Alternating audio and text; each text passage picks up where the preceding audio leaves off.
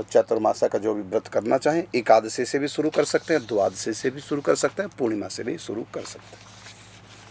अब मैं पढ़ के सुना रहा हूँ चातुर्मासा व्रत एवं महात्म्य।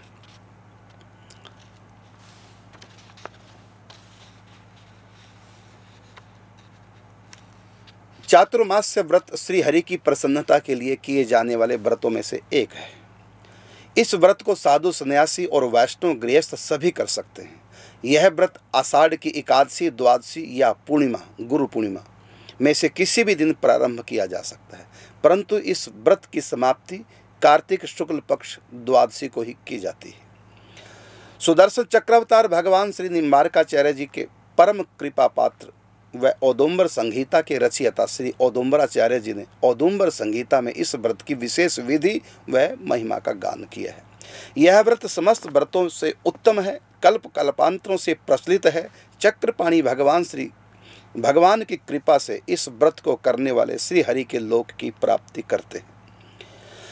भक्ति पूर्वक इस व्रत का पालन करने वाला परम धाम वैकुंठ को जाता है। इस व्रत को करने से श्री राधा माधव की परम प्रेम रूपा पराभक्ति प्राप्त होती है। आषाढ़ शुक्ल पक्ष एकादशी को अपनी बाईं भुजा के मूल में चक्र की छाप और बाईं भुजा की मूल में शंख की छाप अवश्य लगानी चाहिए। ये नियम है सारे। वैसे तो प्रतिदिन लगानी चाहिए, नहीं तो कार्तिक में व्रत वालों को तो लगानी चाहिए, जिनको शंख चक्र की छाप मिली है, वैष्णवी दीक्षा जिनको मिली है, जिनके अंगों में भगवान के शंख चक्र आदि आयुधों के चिन्ह हों, उनके शरीर में पापों का प्रवेश नहीं हो सकता, क्योंकि वैष्णव कवच से यह सुरक्षित हो जाता है। आषाढ़ की शुक्ला द्वादशी के दिन भगवान को क्षीर सागर में शयन कराने का उत्सव करें या मानसिक चिंतन करें। वैष्णव भक्तों को बुलाकर श्री राधा कृष्ण की विशेष पूजा अर्चना व संकीर्तन करें। इस दिन चातुर्मास्या का नियम लेना चाहिए। व्रत का नियम निज गुरुदेव या किसी भी संत से लें। यदि ऐसा संभव नहीं तो भगवान के सन्मुख हाथ जोड़कर कहें, हे अच्युत, मैं इस वर्ष के देवोत्थान तक 4 महीने का नियम ले रहा हूँ, इस व्रत को आप निर्विघ्न पूर्ण कीजिए। इस प्रकार संकल्प पूर्वक नियम लेकर ही व्रत करना चाहिए। भविष्य पुराण में लिखा है कि जो व्यक्ति बिना नियम का संकल्प लिए ही व्रत या जप या चातुर्मास करता है वह मूर्ख जीता हुआ मरे के समान। मतलब एक संकल्प करना चाहिए, मतलब नियम लेना चाहिए। मैं आज से नियम ले रहा हूँ, ये नहीं कभी लिया, कभी किया, कभी नहीं किया, कभी छोड़ दिया, ऐसे नहीं। नियम लेने के बाद भगवान से इस प्रकार प्रार्थना करें कि हे महाविष्णु, आपके समक्ष मैंने यह चातुर्मास व्रत का नियम ग्रहण किया है। हे केशव, आपकी कृपा से यह पूर्ण हो सकेगा। और अब इसमें चातुर्मासा नियम क्या है तो अब सुनिए। अब नियम प्रारंभ हो गए। श्रावण में शाक पत्तेदार सब्जी ना खाएं, भाद्रपद में दही ना खाएं, अश्विन में दूध का त्याग करें और चातुर्मास में 4 महीने में उड़ ना खाएं।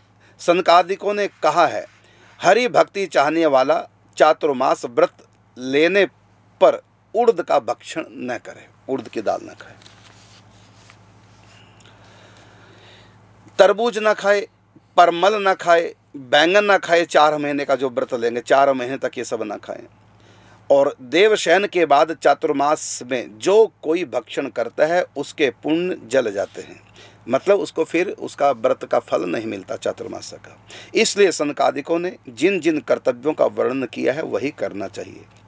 और उसके बाद देवो भोजन, सूर्य अस्त से पहले पहले भोजन कर लेना चाहिए। नियम बता रहा हूँ चातुर्मास के। सूर्य अस्त से पहले पहले भोजन कर लो, सूर्य छिपने के बाद भोजन नहीं करना। और पत्र पुष्प जल फल नैवेद्य धूप दीप आरती आदि द्वारा नित्य प्रति अपने इष्ट देव का यथाशक्ति पूजन अर्चन करें। प्रतिदिन ठाकुर जी का पूजन जितना भी आप कर सकते हैं। और नित्य प्रति गौ माता के निमित्त दान निकालना चाहिए। गोलक लगा लो 4 महीने के लिए। यदि समर्थ नहीं भले 1 रुपया डालें, लेकिन कुछ ना कुछ गोलक में डालें। गौ माता की सेवा प्रत्येक सनातनी को करना चाहिए, कम से कम चातुर्मास व्रत वालों को तो अवश्य। और जप संख्या अवश्य बढ़ाएं। जितना भी आप जप करते हैं इन 4 महीनों में कुछ ना कुछ आप संख्या बढ़ाएं। मान लो आप 16 माला करते हैं तो चातुर्मास व्रत में 2 माला और बढ़ा दो, मतलब कुछ ना कुछ एक्स्ट्रा करना है। ये हो गया। और 8वां नियम है कि नित्य प्रति इष्ट देव का मानसिक पूजन व रूप लीला का चिंतन करें। अष्टयाम चिंतन कर लो, प्रतिदिन नियम पूरा करो 4 महीने तक। और भगवत प्रीत्यर्थ और भी बहुत से धार्मिक कृत्य अपने धार्मिक कृत्य आप अपने नित्य नियम में सम्मिलित कर सकते हो। और भी कोई नियम आप लेना चाहें 4 महीने के लिए अपनी मर्जी से भी, जैसे भागवत जी का पाठ 4 महीने में पूरा करना, रामायण जी का पाठ, गीता जी का पाठ, कृपा कटाक्ष, जो भी आप और जोड़ना चाहें नियम, लेकिन जो भी नियम आप लेंगे 4 महीने तक उनका पालन करना है। तो ये हो गया, 4 महीने तक निर्वाह करो, नियमों को ग्रहण करो। ऐसा कोई नियम ना ग्रहण करो जो 4 महीने तक आप निर्वहन ना कर सकें।